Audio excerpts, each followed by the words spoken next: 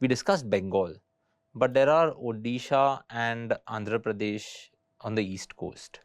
I personally haven't been to either. Probably a visit to Hyderabad kind of does not count, I would say. So, what do those places have to offer? Neil, Odisha, that's why I like to call the East, that the East is more spiritual and it prays. At Odisha, you're spoilt for choice.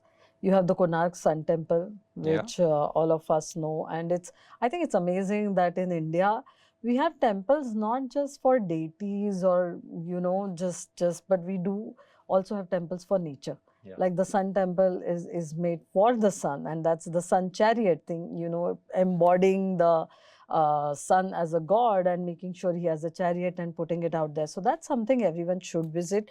You have the Jagannath Temple as well, and Jagannath is a form of Lord Vishnu. And they say that the speciality here is the Mahaprasad, which is supposed to feed all the devotees that come there.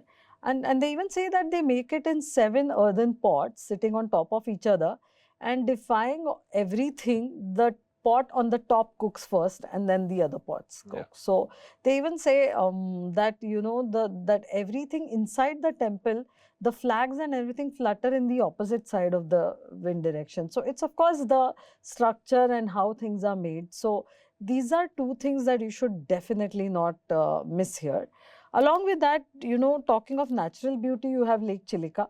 So again, that is a place that you should definitely go to. And I remember doing a podcast with one of our tour managers, and he said, a thing that both you and Neil would enjoy is taking a boat ride there and actually getting a fisherman who will catch the fresh fish and cook it for you out there. That's So a that's dream. a Yeah. bucket list item for us.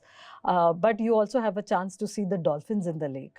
It's that big. So you have dolphins in Chilika Lake. So again, that is something probably we should not miss there. So It's so cool, right? Like, as you go about mentioning all of these experiences, in many ways or in many discussions, you and I also didn't kind of know that these existed, True. right? And then you often think of again our country as mountains and beaches and desert and everything. But suddenly, when experiences like this come where you can trek a fort, you can see dolphins also, you can go scuba diving also, and you can probably see the Bengal tiger swimming in the river, maybe, right? Yeah. So it's experiences like this that kind of bring you memories, and then that's what kind of defines your travels, right? Now, did we miss anything in Andhra and Odisha, and or Well, should we we didn't move? really Yeah. mention Andhra too much, but since we are sticking to the coast, we'll talk a little bit more of the coastal side of Andhra, because I think Andhra also itself can be an episode in itself. Yeah. But talking of that, one place I like to mention is the Araku Valley. It's stunning, it's beautiful. It has a train which it's like our Vista Dome, so it has panoramic windows. You can take that train ride and go up. You can do a lot of trekking here. The Araku coffee is so special. It's That's what I because was going to ask. Is yes, that where it it comes comes from? from Andhra. It comes from Araku. In fact, even in Mumbai now we have Araku coffee Yes. available. So that's something, if you want to really go to the origin, then go and visit it out there. You have this very stunning, beautiful Lepakshi temple, which is an architectural marvel. It's said that they have this hanging pillar which does not touch the ground. This was built by two brothers. So that's something. Like we mentioned, India has so much to do. Every state has so much, but these are definitely the 2-3 things that we must touch in Andhra. Another place I want to mention very quickly before we move on is Vishakhapatnam, because Vizag is turning into a very important city, and a lot of things are coming up along there. There are a lot of different routes that you can take when you come to Vizag.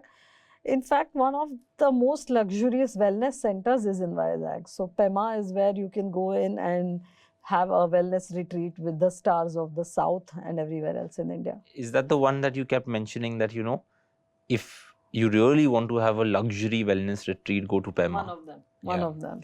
Okay, that's pretty cool. And when you think about Vishakhapatnam, it's also an important port, right? And as we talk about cruising as a type of holiday gathering traction in India, and now we have the Disney cruise kind of Yeah. coming in. We have multiple cruise liners that are kind of sailing to maybe Mumbai, maybe to Chennai, maybe to Vishakhapatnam.